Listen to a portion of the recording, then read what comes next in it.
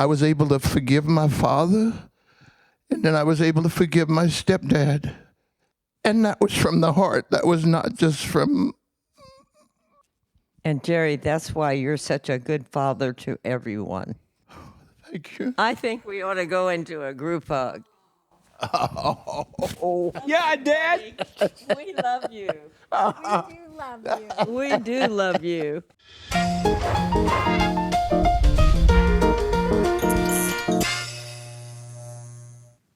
Hello, everyone, and welcome to the Retirement House Podcast. And we don't really have a guest today, so we made up some great questions, and we're going to get right into it, and you all are going to enjoy. Okay, I'm going to take the first question. If you could have any superpower, what would it be and why? I'm so excited about answering this question because I've really been thinking about it. I love Christmas, and I would be someone in a organic kitchen with wonderful, nourishing food, and I would multiply it over and over again, and I would feed every hungry person in the world. That would be my superpower. Ooh. That's really unselfish. Wow. Yeah. Well, it breaks my heart that there are children, there are adults, there are people who are out in the cold and they don't have food. Mm-hmm. So that would be my superpower. I would distribute food to every hungry person in the world. Wow. Oh. Well, when the superpower I would like to be is Superman, because my cousin invented Superman, Jerry Siegel. And when I was 5 years old, I had every mannequin you could have of Superman, and a Superman cape and a Superman everything. So, yeah, good. It's too bad we didn't save that stuff. It'd be worth a lot today. Did anybody get any home movies of you flying around the neighborhood? I didn't fly around. Well, I know you were on the you ground, know what? but yeah. My it must have sister, been. she dove off the barn with two corn shucks, one in each hand.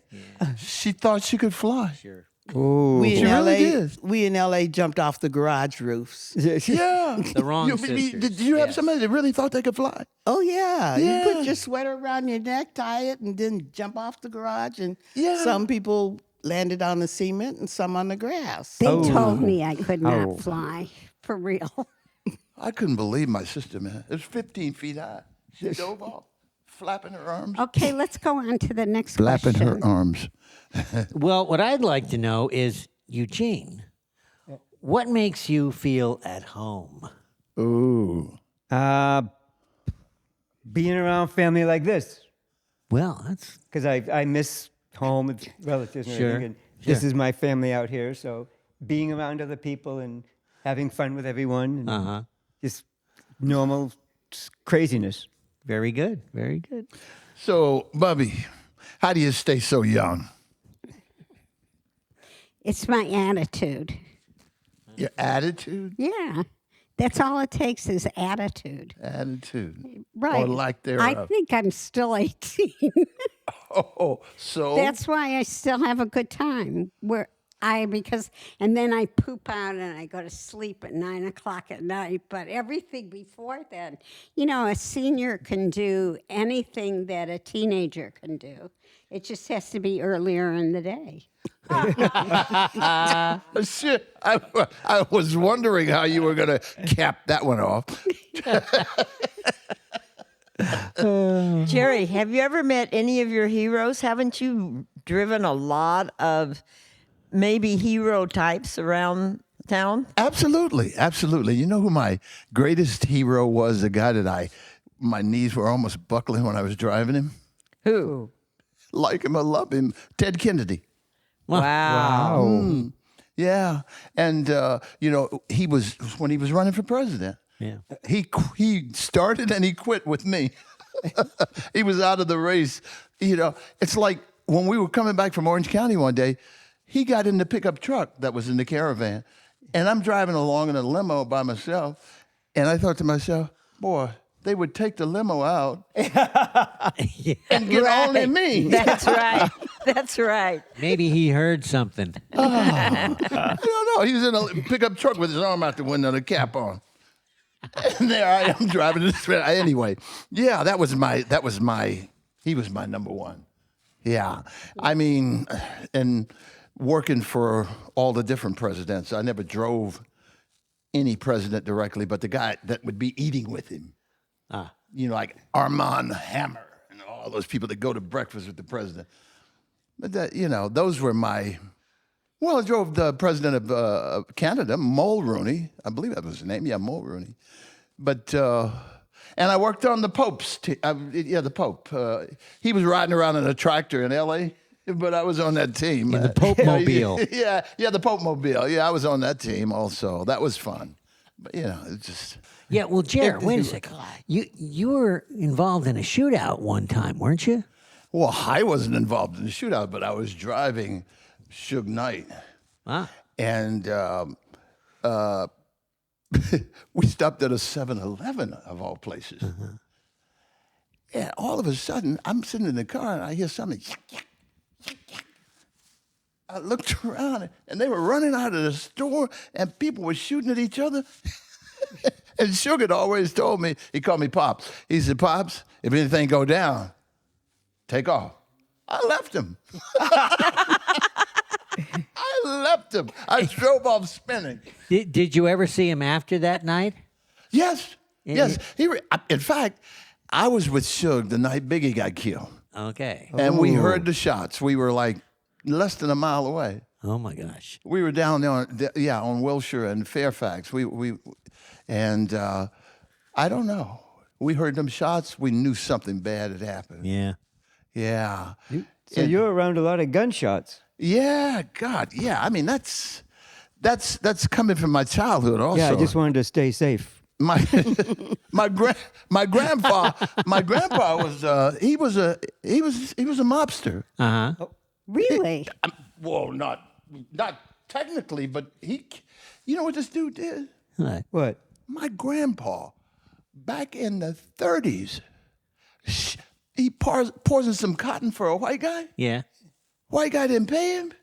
He shot in the white man's house, hit the man's wife and his baby, and they did not hang him. How come? I don't know. I asked my mother, how do you get away with that? Oh, maybe Had the white something on man people. wanted to get rid of his wife and baby and paid your uncle to do it. No, this sucker was that mean. My grandfather, he tried to kill my daddy. Yeah. Whoa. And he shot 2 inches above my head. If I'd have been an inch taller, had have been a canoe in my head, I wouldn't be here today. And you know what a chiffero is? Yeah.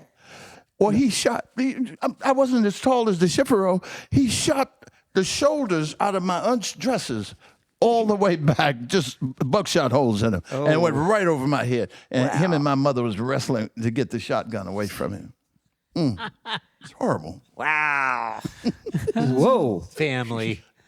Family, boy, I tell you, family matters. But he was a gangster type. He just really was. Just mean and ugly. Oh, I'm sorry. Well, I have a Kennedy story that's almost too sad to tell.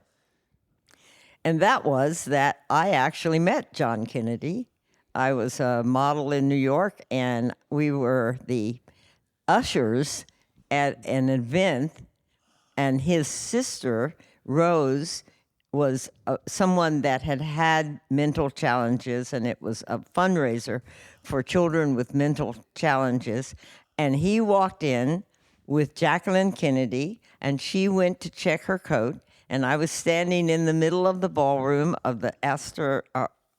What is the story. Waldorf Astoria. yeah, and he walked all the way to the middle of the ballroom and started talking to me, and he asked me how long I'd been in New York and how was I doing and how did I like it, and I'd only been there about a month, and I was just charmed, and he turned around to walk off, and every Conover model in the room rushed over to me and said, "Do you know who that was? Do you know who that was?" And I said, "No idea, but the most charismatic man I've ever met." And they all said, "That's John Fitzgerald Kennedy. Wow. He's going to be the next president of the United States." Wow. Yeah. Wow. And I followed him after that, not literally, but all of the time that he ran for president and da-da-da. And then finally, I was in Houston when he flew into Dallas, and I was the PR coordinator at Neiman Marcus, and I was on the phone with the art director who was leaning out the window, and I heard the shot. Wow. And it broke my heart, as it did everyone in the whole world, and certainly in this country. Yes. Oh, man. I had a Spielberg moment like that. Yeah. Him and Amy Irvin adopted this little black kid. And I was in his mom's restaurant over on Pico. And the baby is crying. You can hear him all over the restaurant. So he walks out to the bar where I'm eating, and the baby stopped crying. He looked at me and stopped crying. I guess he saw something that looked like him. I don't know what he did. But anyway, Spielberg stood there and talked to me for I finished my lunch, 30 minutes or so. He talked to me. And, it just happens like that. Yeah. If I'd have been an actor, well, I was an actor, but if I'd have been trying to get, I wouldn't get 2 minutes. You never would have. Yeah, that's the way I felt, too. Yeah, so I It didn't was bring just up acting at all. a miraculous kind of thing that happened very spontaneously Yeah. at the Waldorf Astoria. There, I said it. Rose, I've got a question. Yes, sir. What personality trait has gotten you in the most trouble? Oh my goodness. Oh, just Twerking. just being. Are we Rose or Retha today? Just being Retha would get you. In I was trouble, gonna say, yeah, but I yeah. love it. My curiosity has gotten me in trouble a lot of times. I've been in places where I knew it was dangerous, but I wanted to see what was happening. Yeah. And Name one. see, I've looked at some of our podcasts, and I have said stuff on this podcast that I thought I would take to the grave. And I'm listening to myself talking and naming names. So anyway, let me tell you about this one time. Okay. I have a strange family. We are halves and steps and all kinds of stuff. And I ran into one of my half sisters I hadn't seen in years, and she said, "Come on, hang out with me." And I said, "Well, you come hang out with me. We're gonna go model some furs for my grandmother's club meeting." And she said, "Okay." So we modeled the furs. It was the first time I felt real fur. I said, "Ooh, this feels good." And we did that, and then she said, "Now come on and run with me to this party." So I said, "Okay." We get there. It's an after-hours joint. Cocaine everywhere. Folks laying out everywhere. I should have turned around and walked out, right? Yes. That's what I should have done. But my curiosity got the better of me. I was a new Christian at the time. And after being there a short period of time, I decided they were all sinners. And I needed to give my first sermon. Oh, my goodness. Oh, my goodness. Yeah. And I stood up and I don't know what possessed me to think that was okay, but I did, and I preached for about 10 minutes. God bless y'all. So the after hours joint dude came up to me and said, "Do you know where you are?" There are people in here with guns. Yeah. Do you think that was a wise thing to do? I said, "Well, I just felt that I needed to say what I needed to say, and I'll say goodbye now." And I left, but I was curious to see what was going on. I'm curious to know. Well, at one point he said to me, "I've had big time gangsters come in here, and nobody has ever interrupted what we were doing in here." And that's probably what has got me. Well, it didn't get me in trouble. I got away with it. But once again, I done told a story. That you didn't want it to. Didn't tell nobody that. See, probably my stepsister that I was with, she's probably going to see this podcast and give me a call. Wow. But at any rate, I've been in a lot of places I had no business being and gotten in trouble. Yeah. That's funny because, again, as a Conover model, I was fresh out of high school. I had only been, I had had 1 year of college, and I had never been to a model in New York, and I was completely green, and I had been there about a week and a half, and it was Halloween, and I was invited to a Conover model Halloween party, and oddly enough, all I had to make a costume out of was a sheet. So I walked in and I was covered from head to toe with just a sheet and 2 eyes. And here were all of the women from that agency, and they were in the skimpiest little costumes that I had ever seen in my life. And I was so embarrassed that I ran out, and it was snowing in New York. And I ran out. I didn't even know where I was. I ran for blocks in the snow, just in a little sheet. It was hilarious. I've never forgotten it. Miss Innocent. It's a good thing you were in New York. Yeah. I knew I was in New York, but I wondered what on earth was I doing there. Yeah. Okay, Monterey. Yo. If you could go back in time and relive any part of your life, what would it be? Oh my gosh. Let me see. How about, I'd say when I fell off the roof, but no, there's better ones than that probably. If I could change one thing that happened in my life, what would it be? Probably not finishing college. That's probably a good one that I think about every once in a while. I remember being short credits for the degree, and when I was signing up for a job or applying for a job, and that not being something I could put down, that really stuck with me. That it was a simple thing to do if I made a choice between this job or staying in school, what I could have done. Because that follows you for a long time. So, yeah, I think that was me. There's a lot of other things I could have said right now, but like Retha said, I said enough of those. You're not going there. No. I mean, regrets, I have a few and a few more. Chuck, what's your pet peeve? I would say dumb people. I mean, not just ones who drive crazy, and also people who have nothing better to do than try to rip you off, scamming and that kind of thing. I mean, it's like, get a job, try. And people who are just unkind to other people. It's like, it's very simple to be nice to someone. And yet these people, I'm sorry, most of them I found are younger. And it's like, no, you don't need to be that way. Mm-hmm. And you've got all this knowledge, put it to good use, not to scamming people. And again, you all drive in LA, and you know what that's like. Oh, yeah. But yeah, that's my biggest pet peeve, is just dumb people and people who got nothing better to do than try to scam you. Anyone else got a pet peeve? So what is a trait that you've adopted from the younger generation?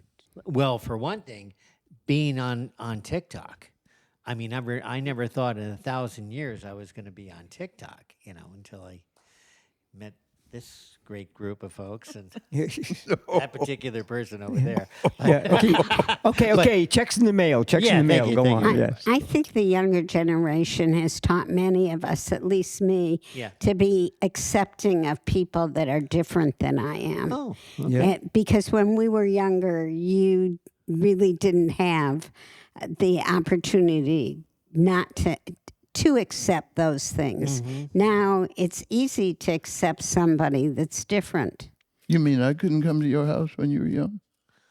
You could come, but you couldn't stay for dinner. I would have invited you. I would have invited you no matter what. No, that's And great. then you would have stayed. I was teasing with that. That was great. But those were people like the gay generation. When I was young, you never even heard of something like that. Now I'm totally accepting of everything. And I think the world should be like that. And it's also accepting yourself. They accept themselves for what they are. And it's even for those old people, you accept what you are, enjoy what you are, Right. love what you That's are. right. Yeah. From the younger people. Yeah. Thank you, younger people. Yeah, I was really blown away at the Streamy Awards when I saw all sexualities, I saw all body types, I saw all kinds of differences, and no one was body shaming or sex shaming or anything. I was so thrilled. Okay. What do you want to be remembered by for everyone? Four? What do you want to be remembered by? Authenticity. Ooh, okay. I want to be known by making people laugh You stole mine, but go ahead. and to just look at life in a brighter way and enjoy life. I mean, mine gets a little deep. I'd like to, just be a distribution center for funds to bless the underprivileged, those who, hasn't had the opportunities that I have, those who don't understand how to, have discernment and allow God to lead them and develop themselves through work, through school, through whatever. I mean, some people just, they get turned off for different reasons. I'd like to some kind of way try to put a curve in that. Peer pressure is really detrimental. I went through it and I wasn't challenged by it. For some reason, I always knew who I was. And I, even when I remember the last time I almost became challenged was when I was in a grocery store in Alabama, and these white guys, they rubbed my hair, and one said, Homer, what are you doing? He said, don't you know it's good luck to rub a nigger's hair? And so they all rubbed my head. It's about 10 men. They were all rubbing in my head. And I cried. And on my way back home, a voice spoke to me. And what that did more than anything was let me know that, hey, you're bigger than all of them. You're bigger than all of them. Don't let what they did trouble you at all. There's something good in you. And I want that good. I want to leave that. I want to bless somebody with that. I want somebody to pick it up and carry it like a mantle. There's,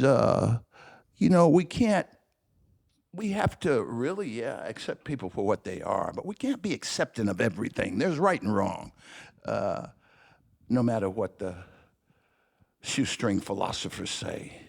They claim that there is no wrong, but that doesn't work. So that's my story, and I'm sticking to it. I admire you.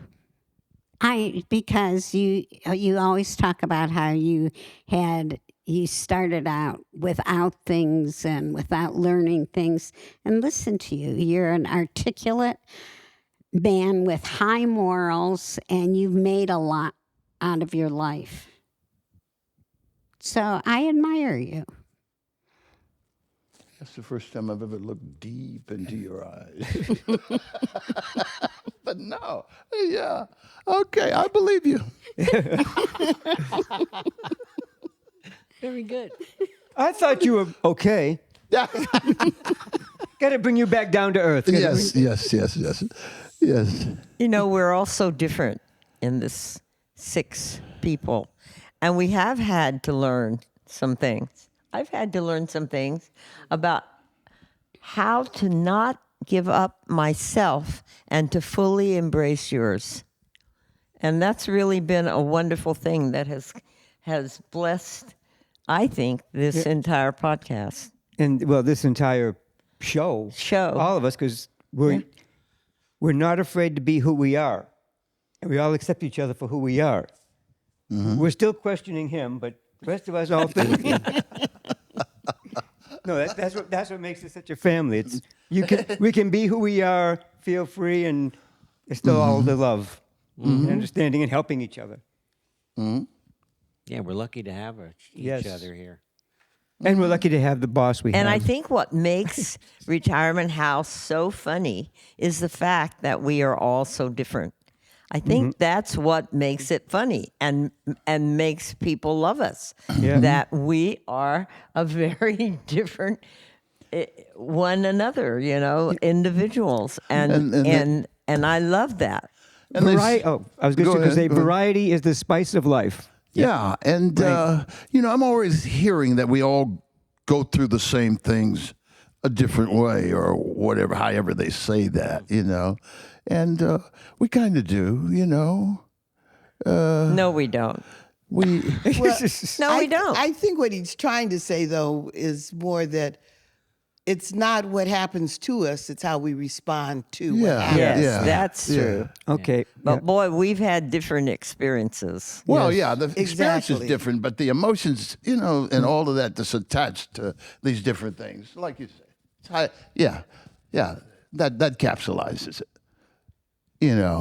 and it all, when you beat it all out, it's very similar stuff. But I want to say we choose to respond differently, and sometimes it is a choice. But Yeah. most of the time, it's a choice that you just say, like you said, I'm better than that. I don't have to take in what these people say about me or do to me. I don't have to continue with that.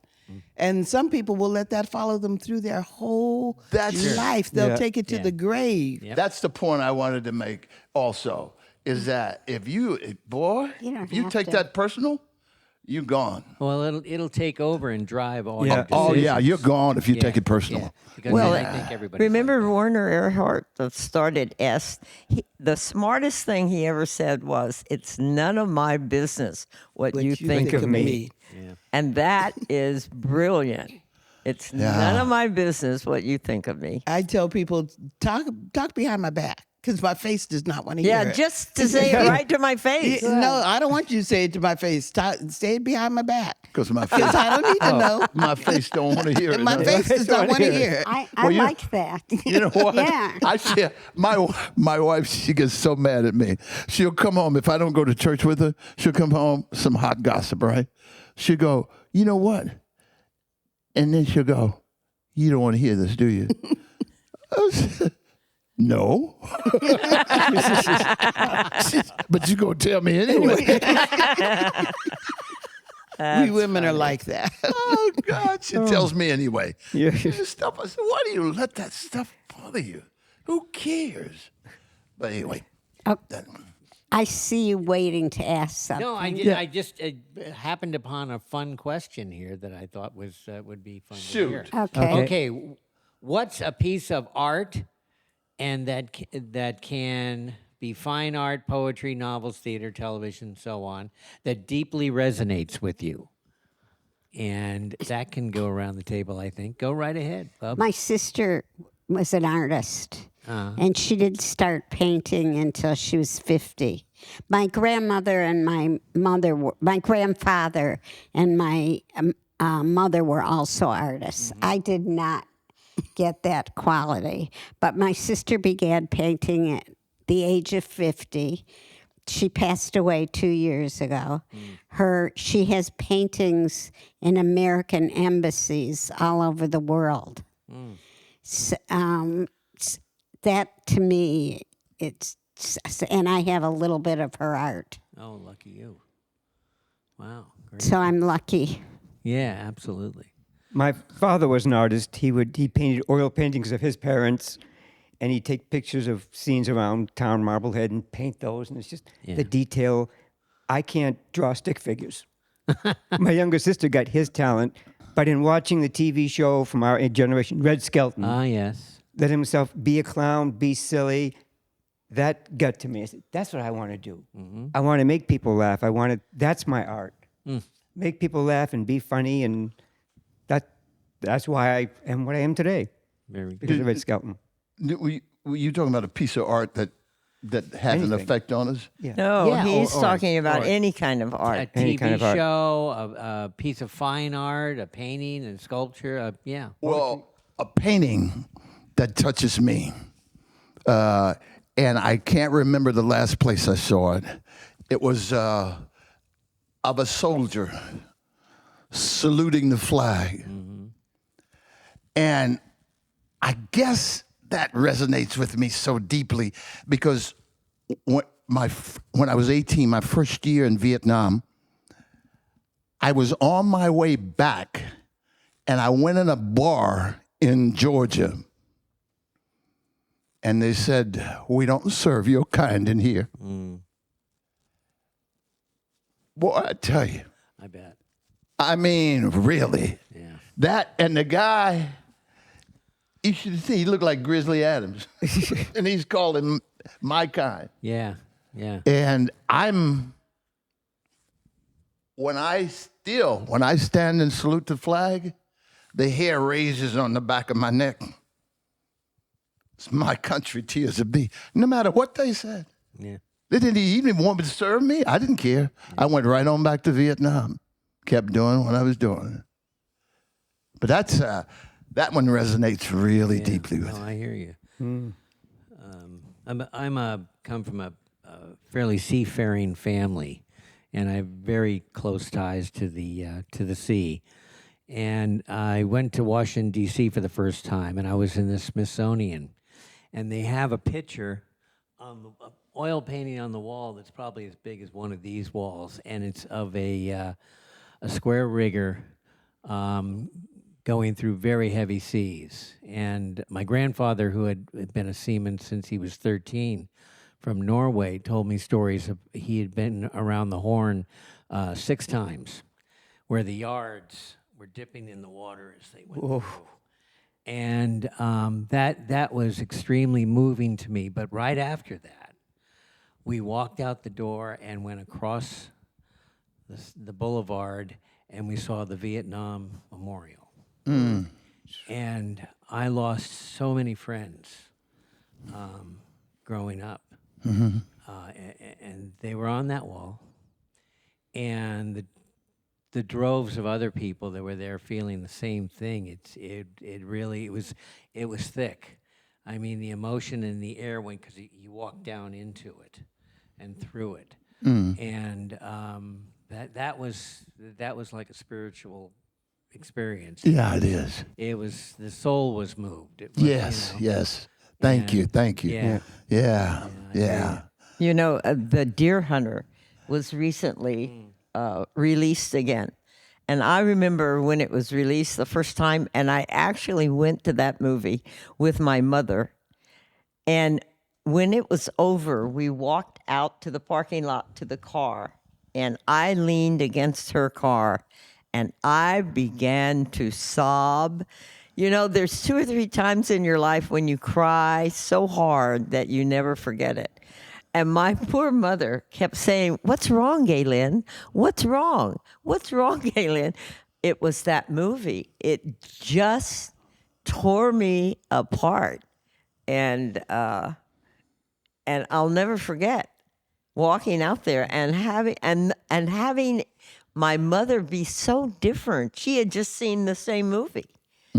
And she couldn't figure out what was wrong with me because I couldn't stop crying. When he picked up that rifle, when Robert De Niro picked up that rifle and pointed it at the deer and then couldn't shoot the deer because he had been in Vietnam, boy, that was the end of it for me. Movies are powerful. We went, when my dad was here, we went to see Saving Private Ryan. Oh, yeah. Oh, In my Alhambra. God. Oh, And, yeah. Bunch of young people there, noisy, sitting in the theater. By the time the movie's over, just dead silence. And everyone just walked out. and my father had to relive it because he was over there. The scene where they're walking by the bushes, and on the other side you could hear flies, and the flies were because of dead bodies. And it's like, yeah, that reminded him, and he walked out. But the other thing that affected me too is going back, also theater. First show I did, and I got all the applause. You get the applause, and you know what that's like. It's like, oh, they liked it. Somebody loves me. I did something that somebody likes. Somebody loves me for that, and still love getting the applause. Yeah. In Saving Private Ryan, that sound, the guy is standing right there with a gun, and that German man is killing that American with a knife, and you hear the sound of the knife going into his body, and the guy, the American with the gun, is not doing anything to stop him. I never recovered from that. That was Is Private Ryan? Is my buddy Gary? Is Gary in that? No, Gary was in Forrest Gump. Gump. Yeah, Forrest okay. Gump as a lieutenant.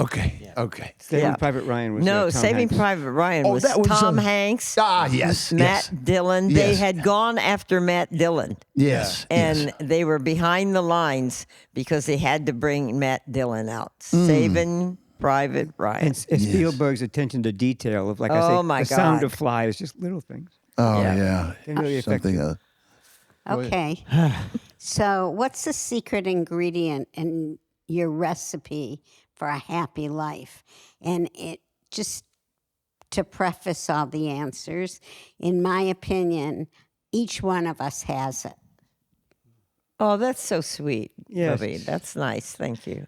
We have the recipe, or What's your secret ingredient in that recipe? you want to start? Oh my. My secret. I think it's pretty much what we've talked about this afternoon, that you don't take things that other people say about you personally, that you laugh and enjoy life. And I think it's something that, like Bubby's saying, we all have within us. And it doesn't matter how much hardship you've had. I like to listen to the comedians when they talk about how it's out of the pain that their comedy comes. And we all have that ability to turn that pain around and maybe tell a story about it later. It might be 10 years later, but that, you can say, oh, I can laugh about that now. And I think that's what we get our good life from. I think we all six of us, look at the half full glass we have and look at the best part of any situation. And we all have happiness from it. Well, my little, I was telling Galen this morning, she said, I'm in a bad mood. I said, just keep laughing. and so, but I believe my ingredient is always fix yourself. You guys know a guy made me unball my fist, right? Right. I told that story here. Yeah. Well, Just a few minutes ago. no, I'm talking about the guy that made me unball my fist when I was going to fight him. He said, boy, he didn't say that, but anyway, I unballed my fist. But the way I approached that, I never wanted to revenge him. I kept looking at what I could have done different that led up to, him confronting me in the first place, or the confrontation. Always, that's my recipe. Mine would be just being myself and accepting that that's enough. And again, laughter is the best medicine. So keep laughing. I still have to work on being more patient with myself, getting angry at myself for little things and realizing it's no big deal. Yeah. And let it go, letting things go. But again, it's enjoying life. What's your secret ingredient? Frequency. I say that the only job we have is to hold the frequency of ground zero here and now. We're not promised one more minute. We're not promised one more month or year. We are not promised anything except where we are right now, and the frequency of that knowledge is what I think is the secret ingredient of great joy. Okay. Well, mine, other than my wife, is probably just the ability to let stuff go, like you were saying, Yeah. Chuck. Because and earlier, what you were talking about holding on to things, if you hold on to those negative things in your life, you never move forward, really, and you miss so much in life by remembering that negativity. And I know it drives some people around me crazy that I can let things go, but for me, it works, and it's why I can put one step in front of the other every morning, and it's good for me. So.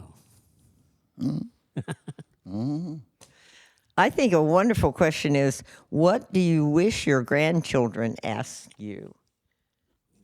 Oh, be careful what you ask for. My grandsons, now I'm not going to get real personal with this because they're already mad enough that I've got 5.4 million followers on TikTok. But my grandchildren will talk to me about things that it would never have occurred to me to talk to any adult about, because I've always been open and honest with them, and they've been open and honest with me. And they're 30 and 36 coming up in the next month or so. And it's a wonderful thing when they will talk to you. Sometimes I'm on the other end of the phone going, oh my God. But I can't do that. But they've even told me things like the reason they're not married, and this is unsolicited, the reason that they aren't married is because they know they aren't ready. And they don't want to get married until they're ready and financially stable. And Smart. so they're going to wait. Yes, very smart. So, yeah, be careful what you ask for because your grandkids make it. But play your poker face when they tell you. I wish I had grandkids. Well, my wonderful grandchildren, I wish they asked me more. They are just so clear that they know what they need to know. And I am so clear that they are right. They're absolutely right. And I'm hoping that if they ever feel like they need to know something, they certainly know they can ask me. Jerry, when you said you wish you had grandchildren, it's nice to have children. It's better to have grandchildren. Yeah, it is. Yeah. I bet you could adopt some. There are a lot of kids going around that would love to be the grandkid of a retirement house. Well, I sponsor a few, but there you go. well, I mean, just that's nothing though. That's sending money. You know, that's not. No, and I write letters to them, but I'm talking about in the house, in your face. But you could get someone around here to semi-adopt as a grandson. Take them to movies. Take them to I could do that. baseball game. Take I could him do that. to get him involved in playing sports, stuff like that. Big Jerry Brothers of Boyle. America. But guess what? What? He would probably be getting me taking me to baseball. I'd have to be motivated to go to a baseball. But Anyway, but kids would do that. For yeah, you. they motivate you. Yeah, and I miss that. And you know, that may be one of the ingredients that kept me to where I am. Whatever you think that is. You know, I have two girls, granddaughters. One is 19, one is 13, and I have a grandson who's 11. And there are a lot of changes going on in my family right now. But the other day when I was feeling just a little down about the things that were going on in my family, I had this fabulous thought. I had them as babies. Boy, did I have those children as babies. I was first in New Mexico with my wonderful daughter there, granddaughter there, and I was with her a great deal of time. And then I came to LA because I had two small grandchildren here, and I was with them and I drove them around, and I had those little fat arms and those little shrieks of joy. And no matter what happens, I have bonded with those children, and I just am so happy about that in my life. Jerry. So why did you never have children? Well, Bubby, my mother's husband was not my father.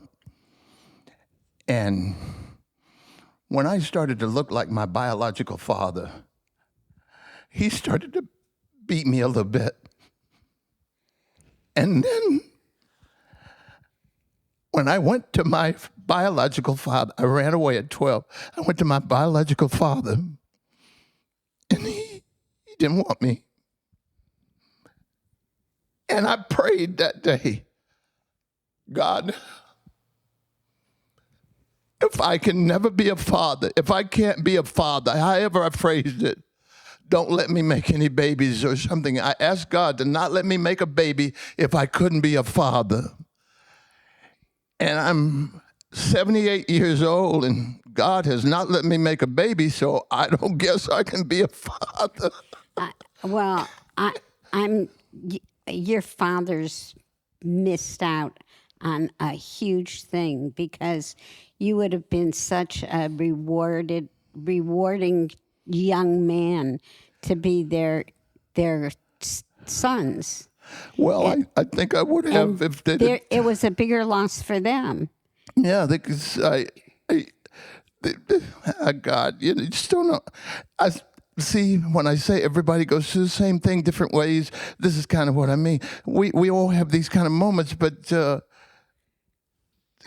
God, when you have nobody to call daddy, I remember telling my stepdad when I came back after my biological father didn't want me. My mother, I came back home. She asked him if I could come back. I came back. And I remember telling him, I wanted to be your son. I wanted that more than anything in the world did. And I remember he never said a word. He just looked at me and he walked away. He was a fool because he missed out on a really good thing. Oh, God, but what do you do? I mean, God, I don't know. Do anything. Yeah, I was in Vietnam before I grew out of that hurt. You just had to man up because nobody cared. Nobody cared. Everybody was scared and everybody was trying to get to the next day alive, and you just had to let it go, and I let it go, and thank God I was able to forgive my father before he died, and then I was able to forgive my stepdad before he passed. And that was from the heart. That was not just from phoniness. I forgave him. And Jerry, that's why you're such a good father to everyone, because you are a great father to every single person, certainly the five of us sitting by you. Thank you. But anyway, I didn't know I was going to go there with that, but that's why, no kids. That's why. But I wish I had some down the road there ways. But when we talked about adopting, indeed, what you do with them, a young grandson, maybe an 8 or a 10-year-old, and staying with him, not living with him certainly, but doing things with him on a regular basis. That would be a good opportunity for you because parenthood goes two ways. That it's wonderful for the child and it's wonderful for the adult. My father gave me much joy, and I was the apple of his eye. So we both got a lot out of that relationship, and you can do that with a young man now too. You know what? It's getting late in the evening, and I have said to someone who just kind of broached the same subject you're broaching now, I'm going to do that. But if I say that to you now, I need to do it. It doesn't need to be about I'm going to. If I commit to that, I need to commit to it because, hey, Right. like she says, tomorrow's not promised. Are we Today. going to mess up the camera work if we go into a group hug?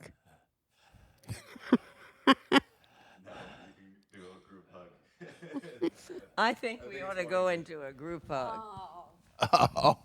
Oh, I didn't know it was directed at me. Yes, it's a direct. We all love Yeah, you, Dad. Bobby. We love you.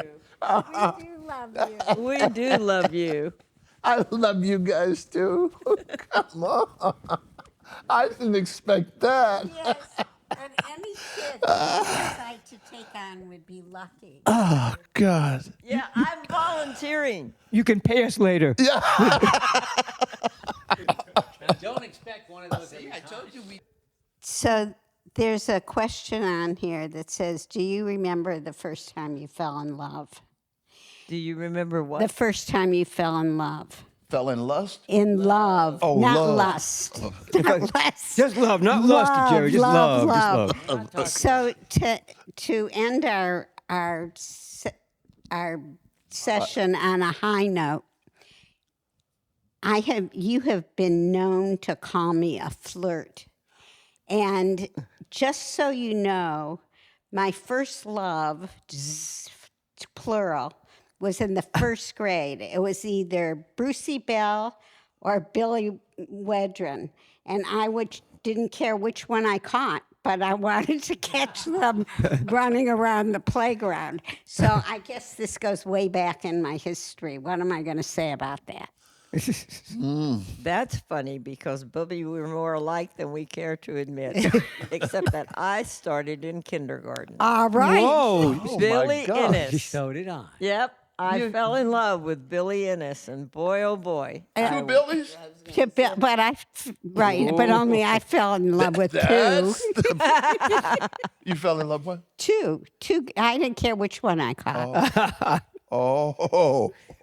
Just toss them up. But you the get real one of answer them? to that question, No, of course, I is that didn't. the important person to fall in love with is yourself.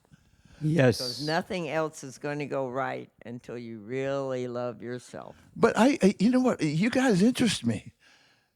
Kindergarten? Kindergarten. I didn't know what a girl was. And then I hated him. That's what.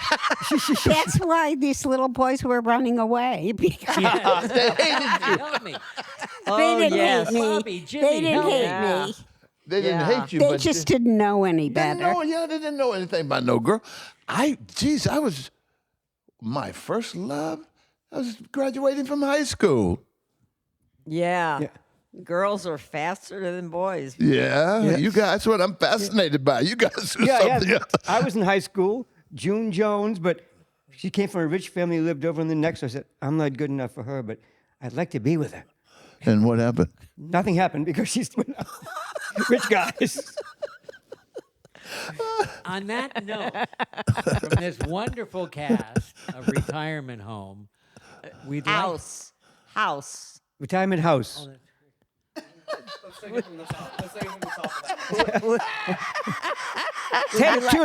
Take two. Oh yes, We hope you enjoyed it. On that note, from here at Retirement House with this wonderful cast who bear all, literally. We'll have the medics here for you. In a minute. Yeah.